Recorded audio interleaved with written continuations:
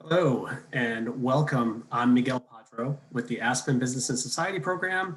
We are so grateful that you've joined us for our conversation about ensuring fair pay from the front line to the executive suite. This is an enormously important and complicated topic, which is why we've invited three experts from very different domains to shine light on what fair pay really means, or frankly, what it should mean moving forward. So I'll get to introductions in just a minute, but first, a very brief overview of what we'll be doing in this session. I'll start back in September. The Business and Society program released Modern Principles for Sensible and Effective Executive Pay, which was the product of years of work on our team and a really intensive collaboration with Korn Ferry. Of those 5 principles, the one that stirred up the strongest reactions and curiosity was about ensuring that executive pay is fair, not only relative to what other CEOs make, but fair based on how people are paid inside their own company. So our conversation today is not about that document per se, but it's clear to us that pay fairness deserves more attention, and companies could use help in understanding it, particularly in light of all the many ways that economic inequalities were interwoven and at the forefront of basically all of the major crises that we experienced in 2020. So our conversation now is going to unfold in 3 parts. Judy Samuelson, the Executive Director of the Aspen Business and Society program, and we are happy to say now author of the new book, The 6 New Rules of Business, Creating Real Value in a Changing World. Judy will be chatting with Don Lohman, who's a senior client partner and global leader for Korn Ferry's global total rewards practice. Don's been one of our primary partners in our exploration of executive pay over the past few years, and he'll help us understand how pay fairness fits into conversations in boardrooms, but especially about executive compensation and where fairness fits there. Part 2 of this conversation will bring in Erica Smiley and Damon Silvers. They'll shed light on pay fairness from the perspective of workers in the middle of the company and on the front line of business. Smiley is Executive Director of Jobs with Justice. She spent her career helping workers organize and tackle issues of inequality, poverty, and justice for several decades. I'm also happy to note that Smiley is a founding member of our new Ideas Lab on worker voice and corporate governance. And Damon Silvers is Director of Policy and Special Counsel for the AFL-CIO. He's been a close collaborator with our program for well over a decade, maybe closer to 2. We can ask him later, but we're always happy to learn from Damon as well. And then part 3, we're going to try and weave these insights together from the boardroom and the front line and see if we can make some sense of it all, and we will welcome audience questions. So you can submit questions by using the Q&A button at the bottom of your screen, and we will monitor those, and we'll get to as many as we can. And now I'll hand it over to Judy Samuelson. Enjoy.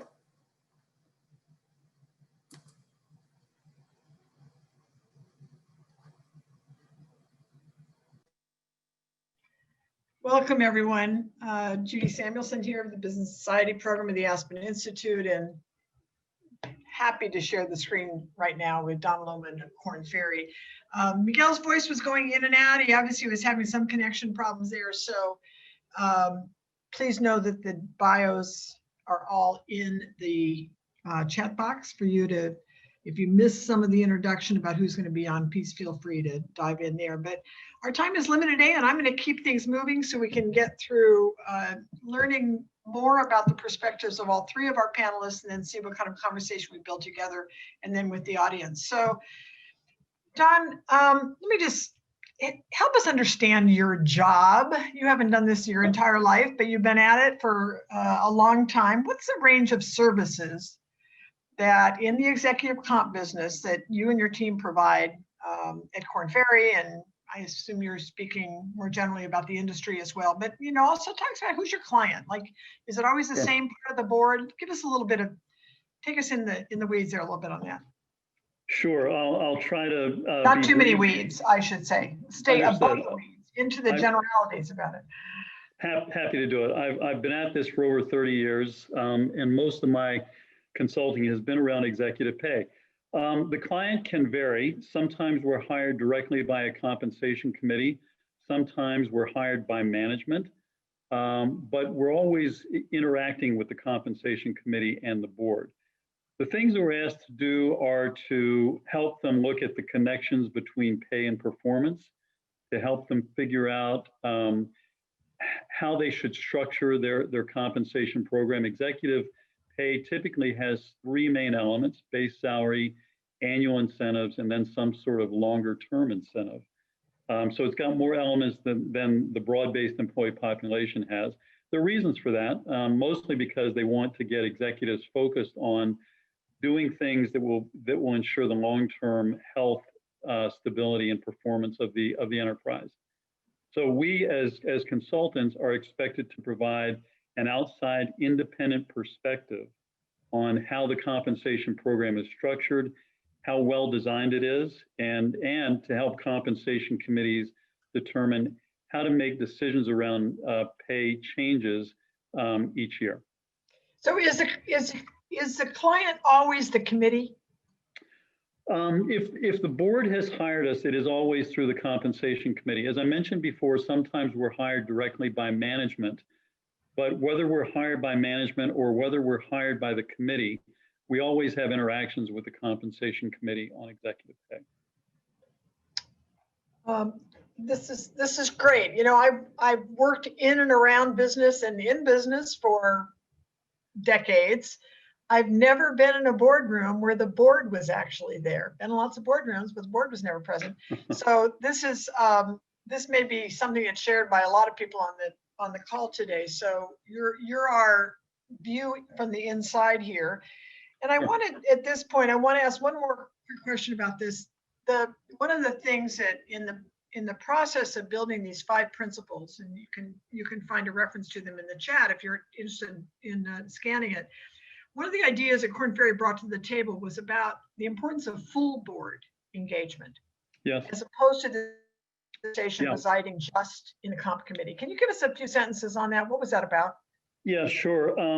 While the compensation committee is a committee like the audit committee or a governance committee that's assigned responsibility for fulfilling certain tasks on behalf of the full board, we think that the issue around executive compensation, especially as it relates to connecting pay to performance, is really important for the full board to understand. It's a very important decision they have to make each year around how are they going to pay their CEO and the other named executive officers whose names and roles show up in the proxy statement for all investors to see, actually for anyone to see if they care to look at the proxy statement. Employees clearly take a look each year to see how executives are being paid.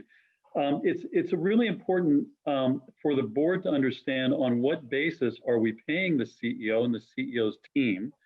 How did the compensation committee arrive at its decision about what level of bonus to pay or what level of incentives to award for equity-based incentives? And what's our overall strategy with respect to executive pay? Are we simply trying to mimic what everyone else is doing in our industry? Do we have our own set of priorities that we want to make sure that we're reinforcing through pay? So what's the basis for this? So we think it's important for everyone on the board to understand it, to have the ability to ask questions about it, to weigh in with their perspectives if they have a different point of view. Is it fair to assume that that's not always the case? Are we essentially saying that there's too much delegation to the comp committee? Yeah, I think a lot of times that there are members of the board who don't take a particularly deep interest in trying to understand how pay decisions were made.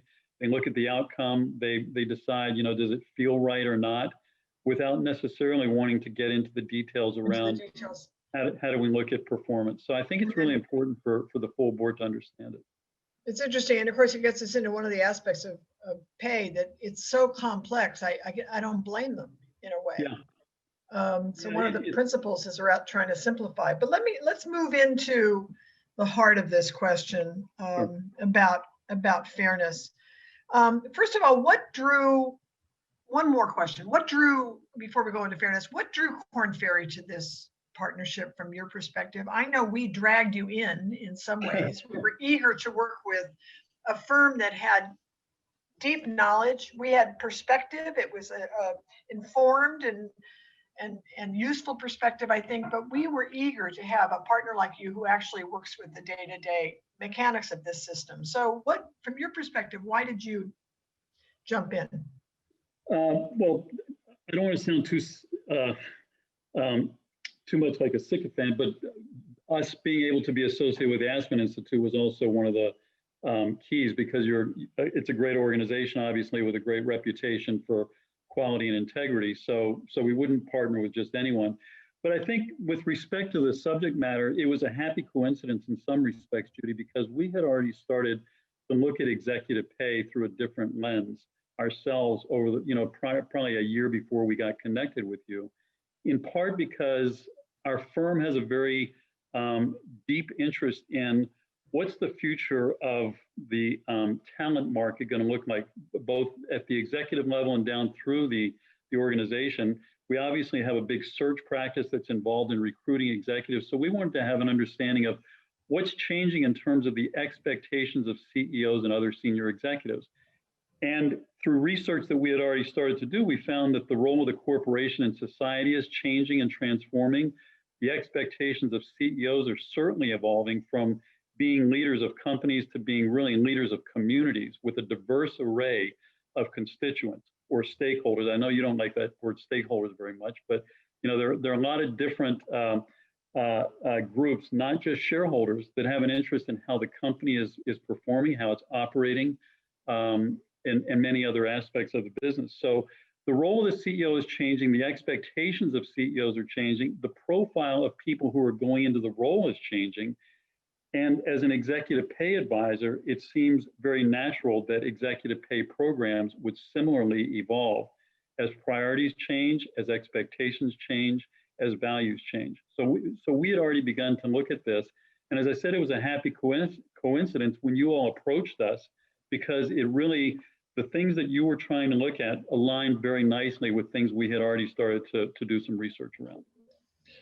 So I want to pick up, we have a couple of minutes before we're going to bring on Smiley and Damon. And I'm going to delve into two of them. First one's, let's talk about fairness. When in our work on forging these principles, fairness emerged early on as a question, and it grew in importance. And I remember the moment, we were working very closely with you and your team.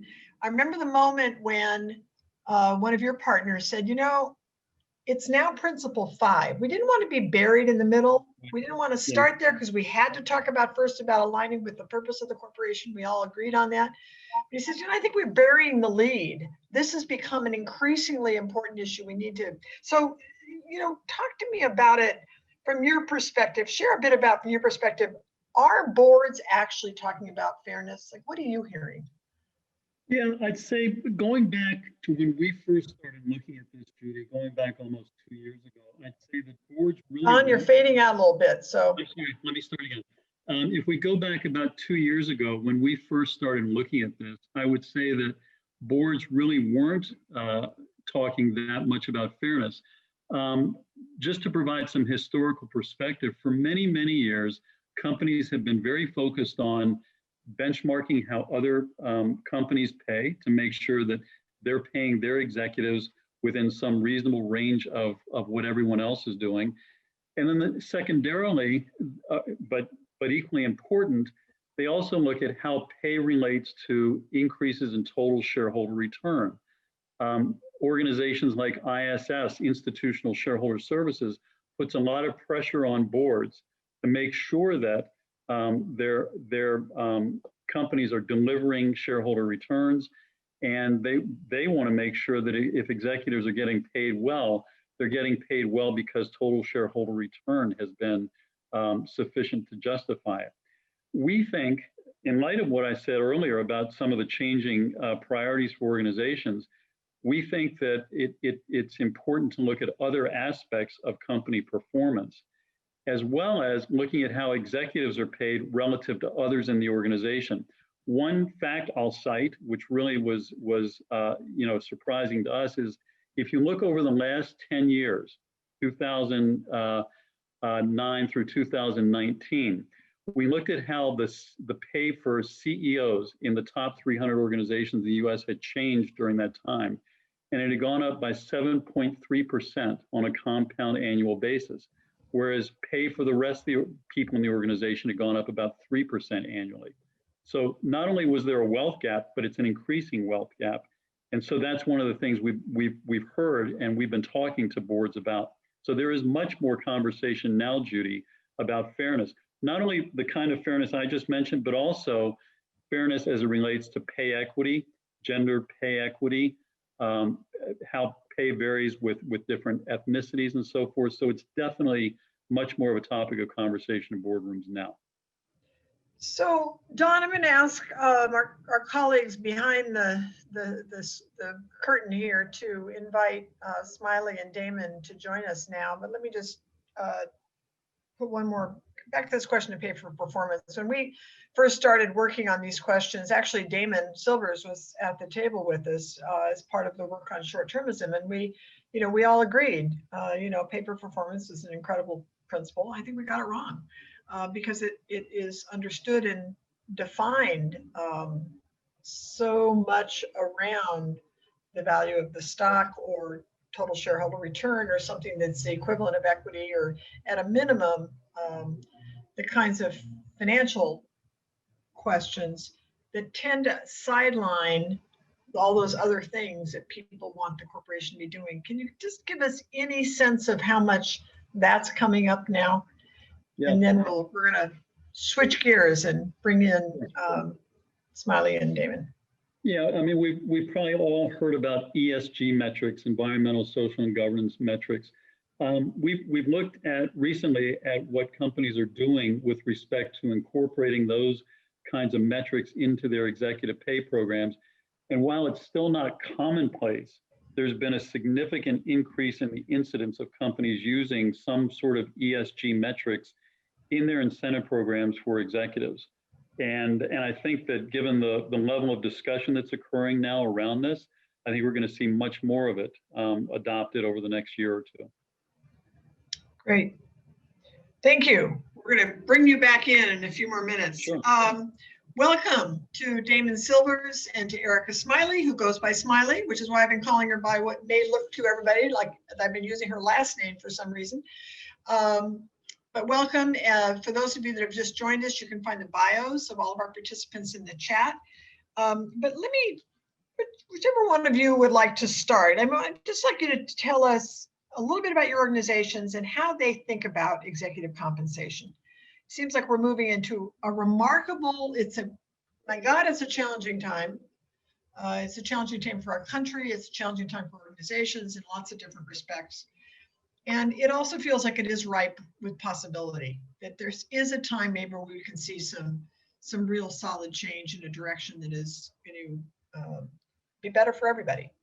So Erica, maybe I should, or Smiley, let me start with you. Tell me, how does your organization, one sentence on jobs with justice, and then how does your organization think about executive compensation?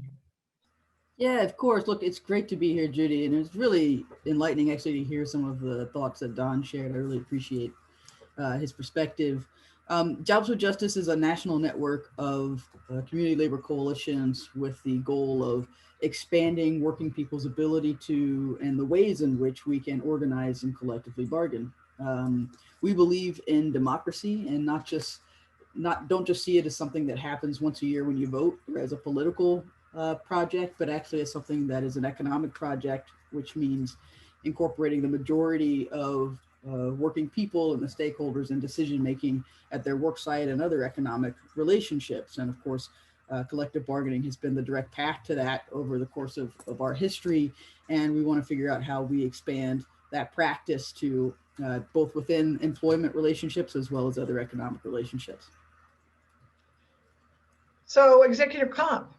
Where does that come from? Yes, right. So the topic at hand, executive compensation. So there are two ways that I wanted to approach at least the question initially, although I'm really excited to hear Damon talk about it. The first is that by way of actually having all the stakeholders who are ultimately producing the profit of a company at the table in decision making, that in itself is going to create a container to negotiate fairness, because what's fair today may change given the nature of the product or the demand that might shift how much you bring in from it. So really having working people at the table, at the board table, or whatever decision-making bodies come into play is the first key thing. The second principle, I think, is if we look at corporations in some ways as also having a level of public accountability, then I think we have to think through what structures we can put in place to encourage the gap between the highest paid executive and the lowest paid worker to shrink that. So are there ways to limit procurement or opportunities to have contracts based on that gap? Like if you have the smaller gap that you have between executive pay, the more contracts that you might be able to leverage at the state and local level. Are there opportunities for us to incentivize transparency, not just between the pay gap of executives and employees, but also between gender and along the lines of race. And so, one of the things we were looking at in terms of even just nonprofit corporations, and I know the Institute for Policy Studies has a great report on this I can stick in the chat, is thinking about, look, if we're public servants, these big CEOs of nonprofit hospitals making $700,000-800,000, the president of the United States technically only makes about $400,000. What does it actually look like to cap, in order to keep nonprofit status at a rate that's no higher than what the president of the United States makes? So there are different theories like that I think we have to play around with to call people's attention to the extreme gap. If a company or any employer is actually exacerbating economic inequality in the country, that there have to be things to incentivize that to shift. Thank you. Thank you very much. And thanks for joining us. So Damon, over to you. I think people think we know what the AFL is, but maybe you could remind us what your organization does in a sentence. And then what's coming up here? Is this really a moment of change? How are you thinking about this question now? You've been at it for a long time. You're on mute. That's how we begin all meetings. All public events begin with "You're on mute." Welcome. You're on mute. So, first, let me just say what a pleasure it is to be with everyone, and Judy, particularly with you. You and I met and began working together on these matters in the summer of 2001, which is now 20 years ago. Enron. It was about Enron. Yes, and I will not tell stories from that moment, because there are good ones, but not for today. Based on Aspen's kind of indefatigable work in this is really much, we really much appreciate. The AFL-CIO is America's labor federation. We have 55 national unions that are members of the AFL-CIO. Most, not all, but most of the unions that the audience may have heard of are part of the AFL-CIO. We represent approximately 12 million. Our unions have approximately 12 million members. And a significant number of them are also part of Jobs with Justice. And there's a long history of collaboration with Jobs with Justice, which brings a unique kind of labor community approach to the work. And so it's really fantastic to have Smiley with us today, because that's a perspective that really has to be heard right now. In terms of executive pay, this is the issue of what is wrong with executive pay has been with us in a major way for decades. The fact that I think it's really problematic or troubling that so much of this conversation, we could have had it literally in 2001. So just a couple of sort of bullet points about our view of executive pay. And I think, Smiley made the critical point that it's impossible to discuss this really in terms of the issue of what is fair across a business organization around this, if on the other side of the equation, if the employees of that, or if the broader employees of the organization are silenced, if they don't have a way of expressing independently and bargaining independently and collectively with that organization, then half that conversation is kind of missing. But I'm going to focus best of what I say about executive pay itself, right? And there are a couple key principles that we've held for a long time, both thinking about our members as investors and about our members as employees and about what's good for the country as a whole and for companies as a whole. And that is one, that pay does need to be for performance, but performance has to be properly measured. It has to be long-term, and it has to be not gameable. Two, that executive pay has to be proportionate to the pay of other people in the organization. And three, that the metrics can't be, how can I put it? They can't be perverse. It can't be set up in a way that actually incentivizes executives to engage in exploitative behavior vis-a-vis the firm as a whole or vis-a-vis the society. Unfortunately, these issues just keep getting not addressed. And despite, I think, excellent work, for example, Aspen's principles on long-termism and executive pay that are now some years old, right, are a very good guide, but seem not, but the practices that are problematic keep occurring. So I'll just take a few seconds before we return question, and just, the pay principles are in the chat, but I just want to call out that the definition in there of fairness, which was take lots of soundings to try to get to this point, brings up another question here that I want to just put on you in particular, Damon, given all the work you've done in the governance domain. But the basic idea that we put forth on fairness is that there are three tests. What's the right relationship between the CEO and his or her direct reports? What does that say about succession and teamwork? What do you do what is the management team overall, the senior executives? What's the right relationship between the CEO, the whole executive team, and the rest of the company, which you both just spoke to. But then we got this other weird one, which is how much do the shareholders get and what's retained to actually invest? And we know that something like 90% of profits have been returned to shareholders in the last decade, or so if you count all those companies that actually borrow in order to buy back shares. So where does that come up for you, Damon? And then I want to move on to board accountability. Sure. Judy, I think that the question of whether we are in a core question about executive pay is it structured to incentivize the draining of cash from the corporation and thus the crippling of the corporation's ability to invest and innovate. And I think that if you understand the full system, not just what goes on in the boardroom, but the intersection, but the way in which the firm interfaces with the capital markets, that it's undoubtedly true that our executive pay system today it does incentivize the draining of cash from firms that are actually effective generators of innovation and value, and that's harmful to our not just to the firms and to those who invest in them long term, but to our competitiveness as a country.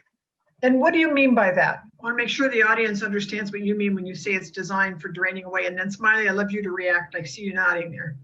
Yeah, well, the basic way this works is if you incentivize CEOs predominantly through equity, through measures that are tied to the stock price, and you make those incentive structures short term, meaning that that executives are meaningfully affected in their personal wealth by the movements of stock prices over a period of a few months or even a year or two. And then you have a stock market where the marginal actors are largely also short-term players and where the tax system encourages cash to move out of firms through buybacks or dividends versus other kinds of things. If you put all those things together, powerful incentive for the CEO not to maximize the long-term value of the firm, but to maximize the short-term cash payouts to equity. And that's essentially what we've got. Now, I'm not saying that there aren't good reasons sometimes to move cash to shareholders, but what we have is a system that maximizes cash payouts to equity at the expense of making profitable investments in the firm itself. Right. Smiley, over to you. What's your reaction? What part of this is resonating for you? First of all, I love listening to Damon talk about this stuff because he comes from a really cool perspective, the economic kind of perspective of it, and says what I would say much more specifically. But I think to take it out to like a general audience, I would say part of what I'm really agreeing with in his comments are that it's the motive, the kind of the motive behind executive pay. If it very much is tied to the markets as opposed to some broader public good or common good, then that's inherently going to create a problem. And there are particular things that we can do to fix this. One, of course, being to incorporate more people throughout the company, including different employees in decision-making structures, including the board. Another one at which Damon was beginning to reference was figuring out how we establish taxes and develop a tax system that incentivizes lower pay gaps and actually incentivizes some of the things that Damon was talking about, which is actually to reinvest in the company itself and to make the company a valuable part of society and not just to quickly turn a profit, disappear, and go to like another part of the market. And so those are just some of the things that, as you see me nodding my head, I'm very much like You're thinking about. So you're talking about it's one of the things that came up in our dialogue is, can you really address this phenomenal and growing gap, the inequality within firms? Can you do it through a top-down strategy versus a bottom-up, leveling up strategy? So let me just, don't try to answer that yet, because I want to go to this question of, but keep that in the background and please bring it in. But what holds boards accountable in your view? Because the pay principles here are basically rooted in a belief that pay is really hard, maybe impossible to regulate. We have had several attempts to do that. I think the most recent one was the addition of the say on pay vote. It was in Dodd-Frank. Is that where that came in, Damon? But there was an earlier attempt in the early 90s by the Clinton administration to kind of cap pay, what can be deductible, and that I think both of these, from where I sit, had unintended consequences. There have been a lot of efforts to make pay more transparent. Sometimes a lot of people say that just makes, the CEOs see other people's pay more. And so can we do it through regulation? Or are we being a totally Pollyanna-ish here to believe that boards can actually step up and change the norms here? Damon, back to you on this. And Smiley, well, I mean, I think we can. It can be, executive pay can be very effectively regulated. It's not going to be effectively regulated by tying it further and further to stockholders. Both of the measures you mentioned, right, Judy, did that. The measure in the early Clinton administration essentially heavily encouraged tying CEO pay to the equity markets, and say on pay is, after all, a shareholder vote. The AFL-CIO is in favor of say on pay, and we remain in favor of it, but it's not going to really be the solution. If you go back, runaway executive pay is not a permanent feature of modern capitalism. In many countries and around the world, it's not so. I mean, executives are paid more than ordinary workers are paid, but not 500 times more. And or that Amazon number that Smiley posted. And in the United States, it didn't used to be true. In the CEO pay rate, the CEO to average pay ratio in 1964 was 24, less, like a 15th of what it is today. If we wanted to actually do this effectively, what we would do is combine changes to the way our capital markets are regulated that gave long-term investors and directors more power in real life vis-a-vis short-term shareholders. Changing the way that not the company but the markets are regulated. Two, a tax system that was seriously progressive and that taxed capital at least as much as labor is taxed. returns on capital at least as much as returns on labor or tax. And three, that was seriously long-term in its orientation. And finally, we would have serious securities law enforcement measures vis-a-vis executive pay issues, so that boards, CEOs, CEOs themselves, auditors, and with my compliments to Don, consultants understood that if you engage in conduct exploitative or conduct, if you do stuff in the executive pay area that is exploitive of the firm and exploitive of investors in the firm, that it's a top priority of the SEC, right? That it is something you do not want to do, right? When we saw things like stock options being repriced during the 2000s without sort of spontaneously, without shareholders being told that was something that they might do, right? And the SEC sort of shrugged its shoulders. That kind of thing encourages a culture of excess. By contrast, and by the way, collective bargaining is critical here. If in an environment where workers are silenced and disempowered, it is a lot easier for CEO pay to go crazy. And if you look back at what produced a reasonable CEO pay regime in the post-war era, it was all of the things I just mentioned combined.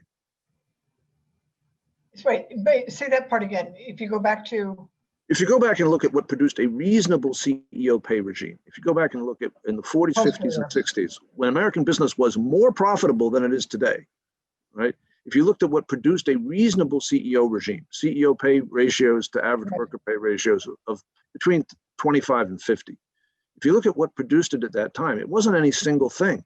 It was all of the things I just mentioned working together to produce a culture in which boards, auditors, CEOs themselves all understood that what was normal was a CEO pay ratio of about 25 to 50. And if somebody had showed up and asked for what is now routine, right, CEO pay at 200 and 300 times average pay, if somebody had shown up and asked for that from a board, they just would have laughed at them. They would have said, "What, you want us all on the front page of the New York Times? You want the SEC in here? You want the IRS in here?" Right. Like, we're not doing that. So let me open up this again. And before I do, if anyone has questions or comments, frankly, you'd like a response to, please put them in the Q&A, and they will be funneled to me by my colleague behind the curtain, Miguel. And but this top-down versus bottom-up, I remember at one point in the working group that was the final stage of drafting these principles. I remember when one of the members said, "You're not going to fix this top-down. You simply have to be thinking about bottom-up strategies." I'm not sure what that means to each of you, but let's open it up. Don, you're in this too. What are you hearing in that question when they're saying that? Yeah, first of all, I really appreciate the comments that Damon and Smiley have made. They're very thoughtful, and I agree with many of them, believe it or not. I do think that it's got to be a combination, though. I think that trying to do this primarily through government intervention or through additional regulations, there are unintended consequences, as we mentioned before. I think you might solve certain aspects of it, but you wouldn't necessarily like all the outcomes that you generate.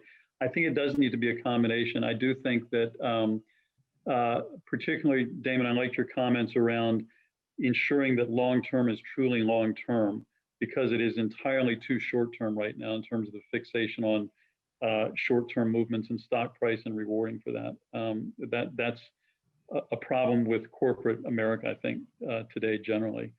I also think that the idea of having more SEC oversight and intervention on some of these things where there are clearly abuses that take place, and holding all the different constituents that are involved in it, yes, including us as advisors, accountable to some degree. I think that's also important. And yeah, probably there's and I think we're going to see this over the next few years, some changes in the way the tax code works. That will also provide some relief. But I think, honestly, boards have to get on board with this because they are still going to be responsible ultimately in public companies for how this all gets executed and the decisions that ultimately get made. So I think boards really need to be on board philosophically with what the problems are and where some of the fixes need to be made, the things that they have control over. Smiley, back to you on this question of bottom up focus, top down, confidence that this can be done through regulation or through board initiative. Where do you on this? I agree with Don. I mean, these things these go together. They are not mutually exclusive. You can have a really good-hearted, well-intentioned executive team that is out incentivized because the market pressures are making them go to the lowest common denominator or are basically like privileging the bad actors. Likewise, you can have a similar situation where you have good-hearted executives, but if you don't have workers that are organized in a union or part of these decision-making bodies, there's no accountability. And as soon as there's any kind of transition or changeover, conditions can change. And so we have to really think about this as an ecosystem. And one thing that Damon said that I want to actually spend a little bit of time on that often gets overlooked is this question of culture. And he talked about the post-World War II culture where it would have been laughed at that, anyone who asked for more than 25-30% times the average worker pay. And I think there's a lot of work that we have to do also on that level. So in addition to those of us who are organizing from the ground and people who are beginning to support executives in the C-suite, let alone the regulation that we need to do with the government, there's this fourth component that's maybe a little more of a gray area that actually trains executives to be thinking about things this way. Like what are we doing to actually change the culture and discussion within a series of business schools that actually says that this is how we define success in your business ventures. I think that we had a significant loss over the last 50 years as business schools were overtaken by people who really focused on those short-term gains, the profit margin, focused less on the role that business plays in society, and were very, very rampantly anti-union and anti-democracy. And so there's a shift there that has to happen as well to be able to support some of the regulatory changes that we're talking about, the idea of having collective bargaining agreements at all these shops, as well as what executives might be trying to do in the C-suite to allow this not only to just be like a one-time intervention, but to actually shift the culture of it moving forward. So we're starting to get some questions coming in from the audience. I think I'm going to start to pick up some of those now. This one I was trying to think. First of all, I wasn't sure I got what it meant, but now I think I really understand what it meant. Basically, somebody said, "What's wrong with the employer and the employee agreeing to any compensation level, no matter how high or low? Who else's business is it? Why are we having this conversation? Why is this not something that just stays within the firm?" Damon, I can't wait to hear what you say about this. Well, I want to go after Damon because I have a great one on this. Great. Okay. Well, for starters,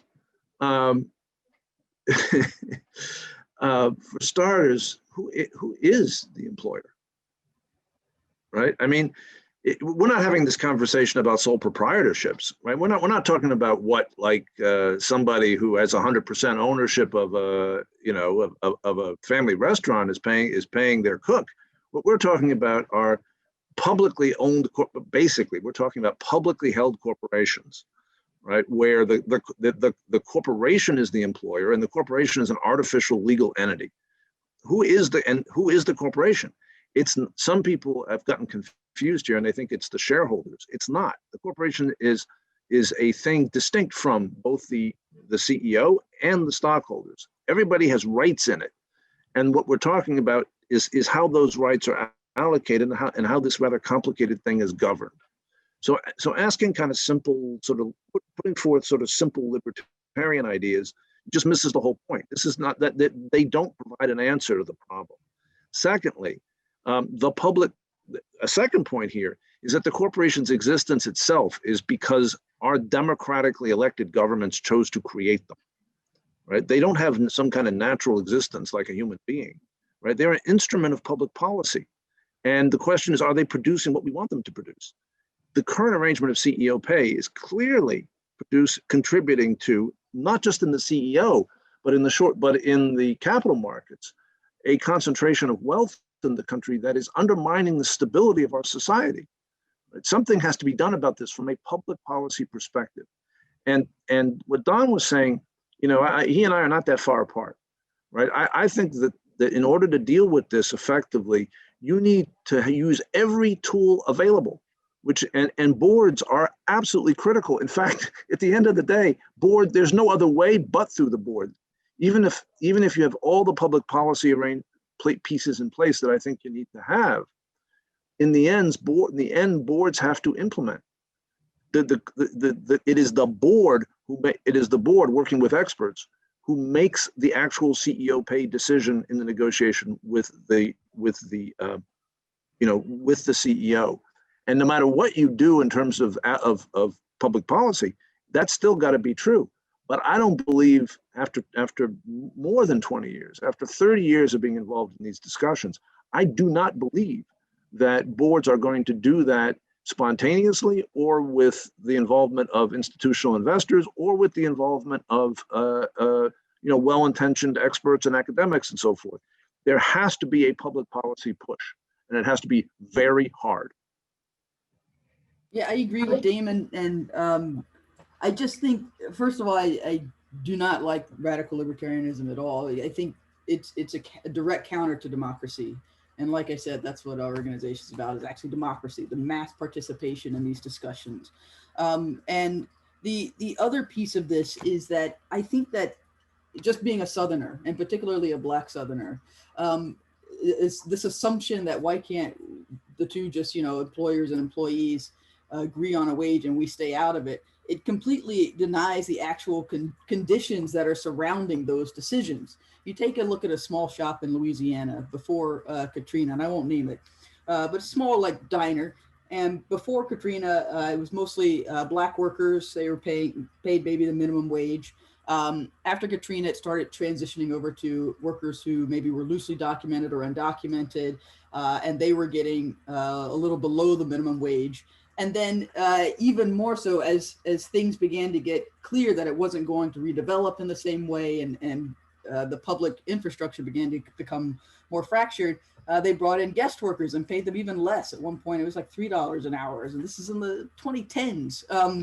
And so there is no way to actually articulate an idea that employers and employees could just come to some agreement without these other factors that Damon and Don are talking about, without regulation and strong regulation and public accountability, without implementing shifts in the market that incentivize positive and better behavior, societal behavior.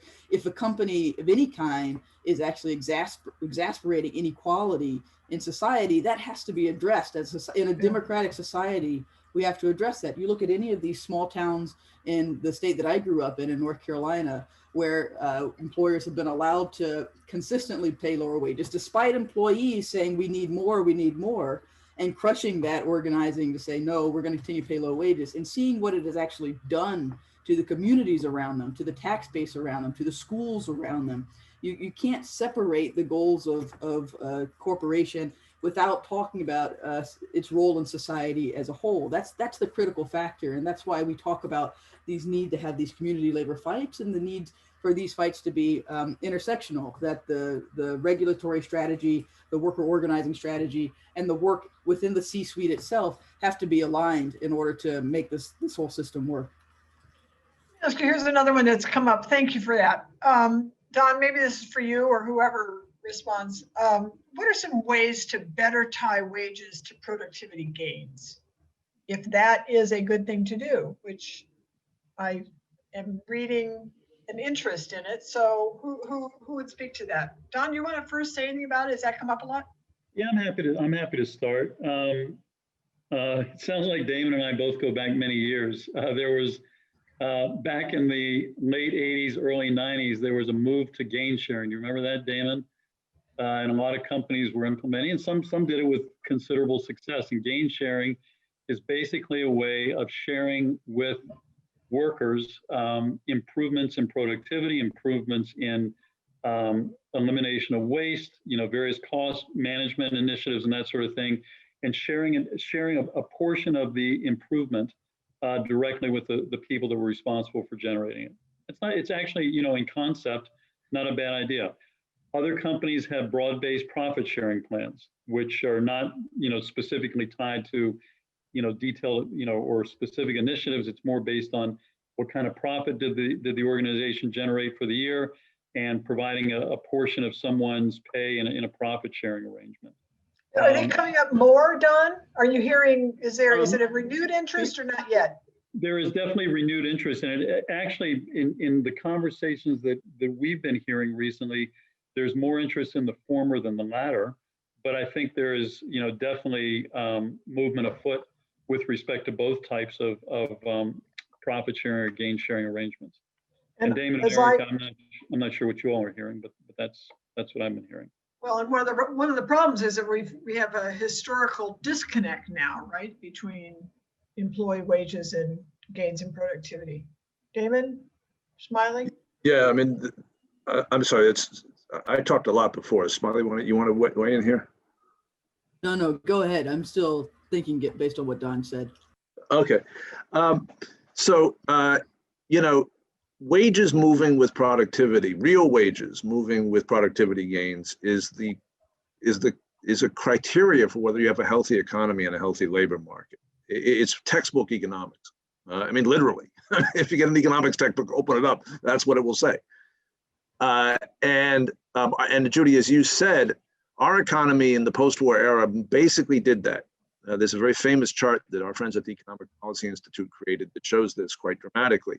Our economy in the post-war world, basically wages moved with productivity, with starting in the mid-1970s and then with a vengeance in the 80s, wages and productivity detached, and productivity kept going up basically as it had before, wages flatlined. Now, there's a number of different ways of understanding, of getting at why this happened. A key element here is the decline of collective bargaining, in my view. But the other key element is not in the corporation, it's in economic policy. It has to do with the management of the economy predominantly by the Federal Reserve. And the Federal Reserve's belief that that rising wages was a bad idea.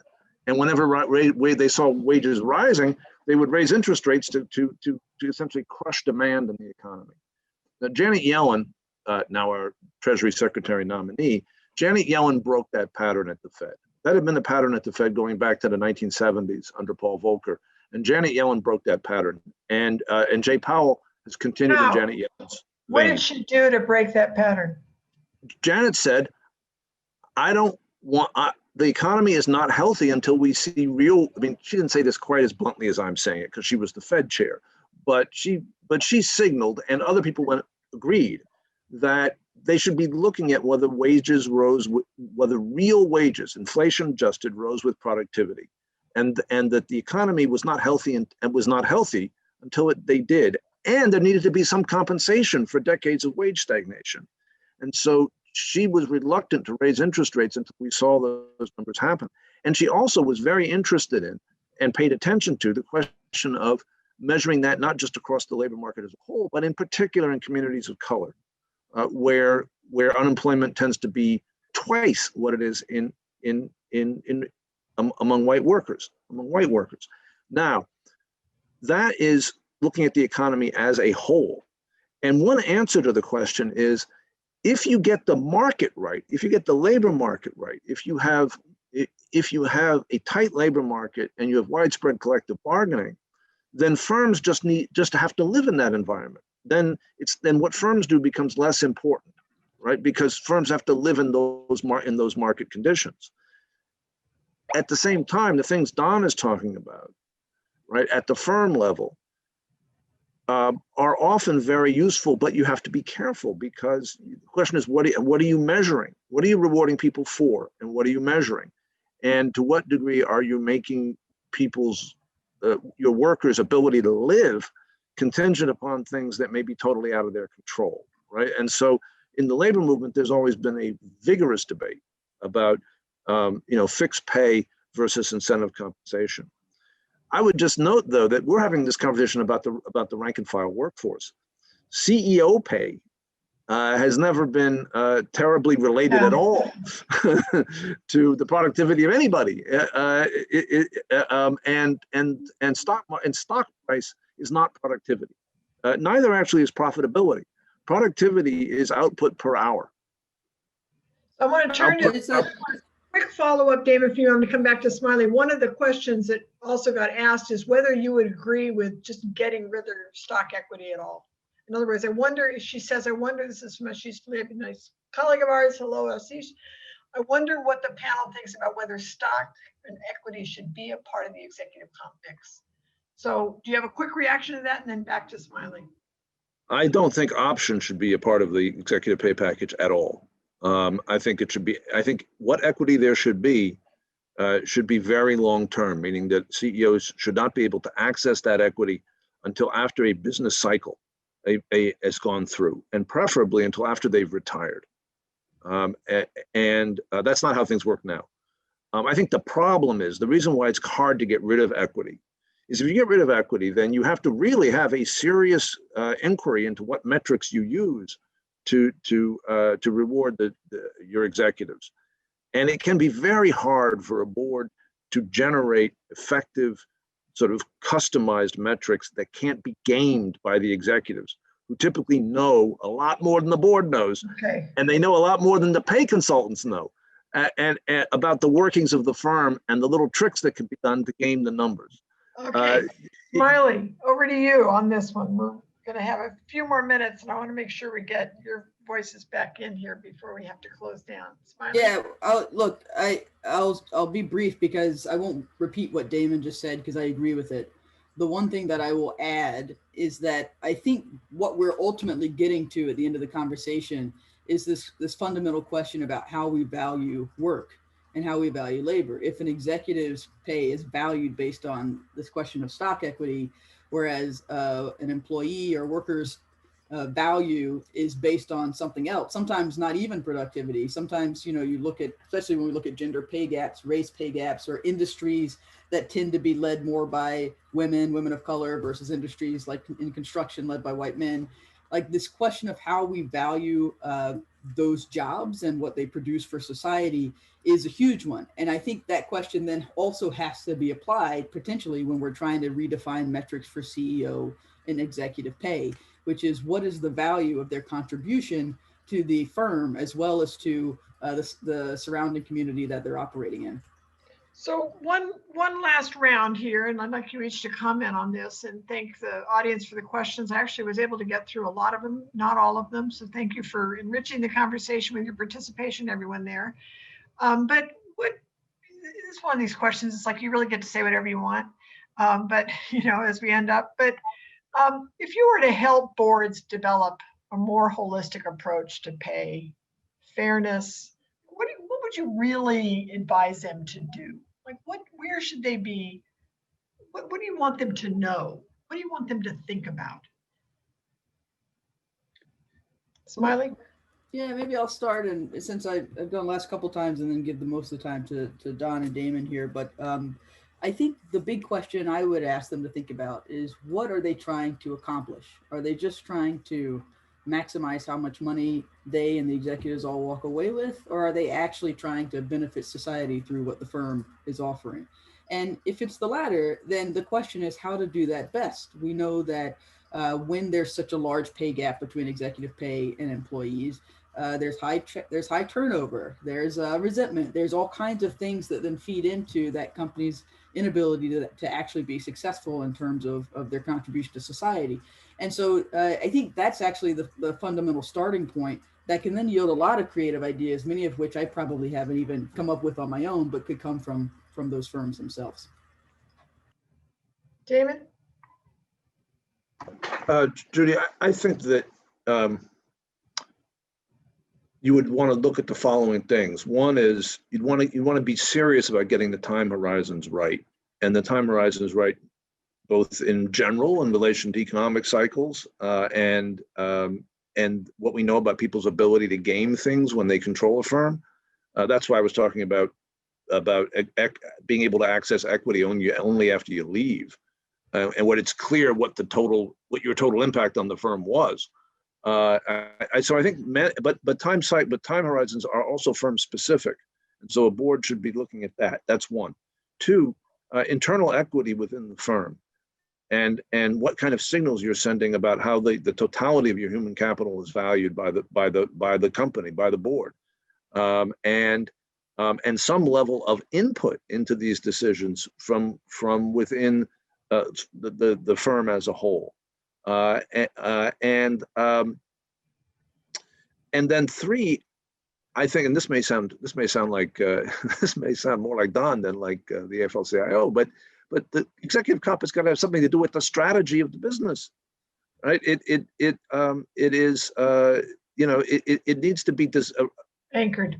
Yep. It needs to be anchored in to what degree are we trying to innovate, to what degree are we trying to grow, and what is it that we are trying to achieve. It needs to be tied to the board and its expert advisors, and including people within the firm, should have some level of understanding about what the firm is trying to achieve and what they want the CEO to do around that. That external stockholders don't have, right? If they don't have that kind of insight, They don't have that. Right, then they're not doing. Then they're not the right people. Then something's wrong. Why are they on the board to begin with? Right. Don, So I would say those things. We're going to give you the last word on this. Thank you. And I'm curious what piece of this you're walking away with. Yeah, the way I would answer the question is probably not dissimilar, actually, from what Damon said. I would really love it if boards could zero base what they're doing around pay. In some respects, we are where we are because of the momentum of a lot of years of people just sort of getting used to doing things a certain way and copying each other and satisfying themselves that, well, we're within the mainstream, so we must be okay. As opposed to saying, look, if we were starting this company today, what would our philosophy be on pay? How would we want our executives to be paid relative to everyone else in the organization? What would be the main metrics that we would set to judge success, not just next year, but over the next decade? And what kind of people do we want to have in these roles doing those jobs? And what are the rules that we'd set? Forget what the government says or what tax authorities say or whatever. What are the rules that we would set to make sure those things happen? So I think that there is a great need, and we've written a fair amount about this, for boards to really start to go back to their fundamental philosophies on pay and challenge themselves to say, does this really reflect who we are as an organization? And have we been administering up, over the last 5 or 6 years according to this philosophy or not? And what should change? I definitely fully subscribe to the idea of the board getting much more understanding around what the performance objectives are, what the standards are, what would the payouts be under different scenarios, how difficult are the performance standards that have been set, because a lot of times those are just handed to them by the CFO. And the board doesn't have the time, the wherewithal, or the deep understanding to say whether it's aggressive or, layups or what. So that's my thought. Thank you for that. I mean, encourage the audience to actually take a look at the pay principles if you haven't done so. If you are a director on a board, we'd love to hear from you. If you'd like to connect with us, we would be eager to understand more about what you're seeing inside your boardroom.